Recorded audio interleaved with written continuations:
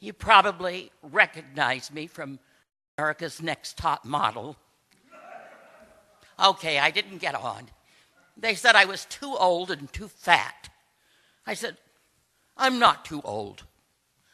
As a matter of fact, I think I look as good as a lot of people my age, if there isn't an open casket.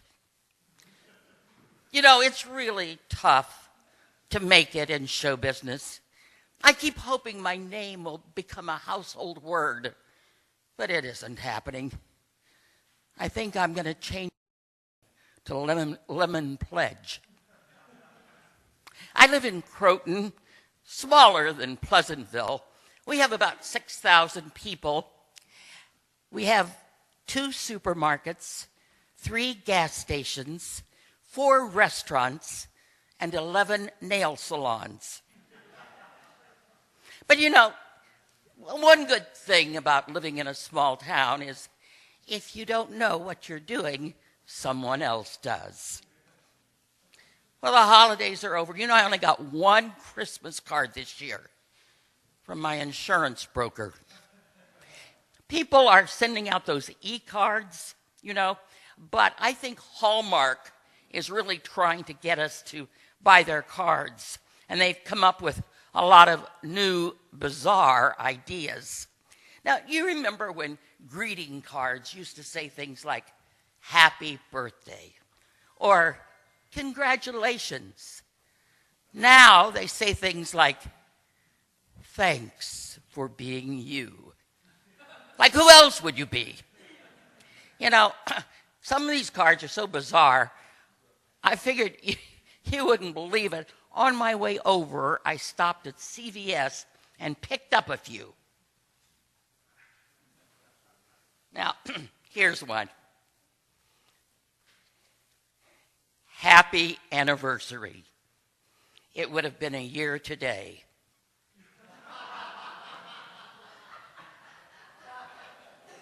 A note of thanks for the mushrooms you sent to Uncle Paul. And then the flowers.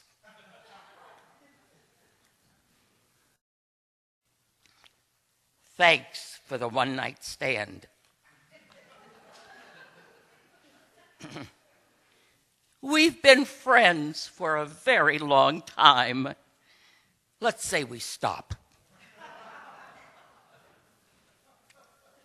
Congratulations on beating the morals charge from one whose life you changed in the cloakroom at PS 141.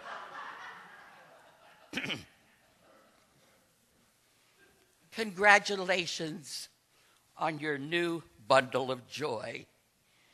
Did you ever find out who the father is? You know, last May, I got my mother-in-law a Mother's Day card. She's not speaking to me. I was in a hurry. I picked up a card at CVS, very pretty. I put it in an envelope. I signed it, put it in an envelope, sent it to her.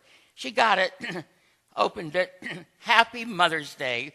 She opened it to someone who's almost like family.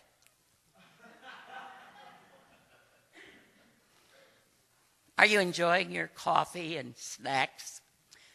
I love food, but I've never learned to be alone with food. My doctor sent me to a nutritionist.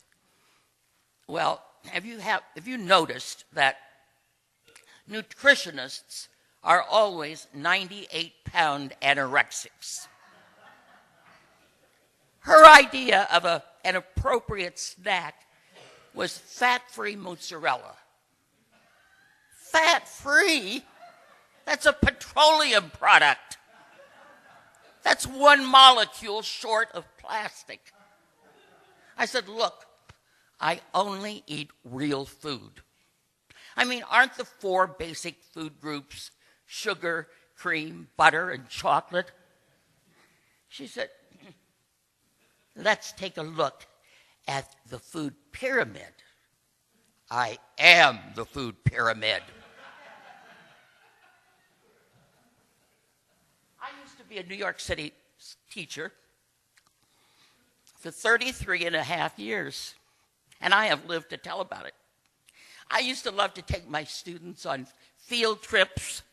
I took them up to Newport, Rhode Island, and we were touring one of the Vanderbilt mansions. A guide was taking us around, and she was showing us one of the bedrooms, and we're all standing around the doorway, and one of my students pipes up, "Well, this is like totally cool, but why did they have to jump over this velvet rope to go to bed?" Did you ever notice how some things are far more technologically complicated than they need to be? I just bought a pair of glasses, and the salesperson said, "These lenses are polycarbonate. They're bulletproof." I need bulletproof glasses? Well, I did work for the Board of Education, New York City. So I'm thinking, if somebody shoots me in the eye and the bullet doesn't penetrate, aren't they going to try again? I mean, a revolver usually holds 6 bullets, right? So I am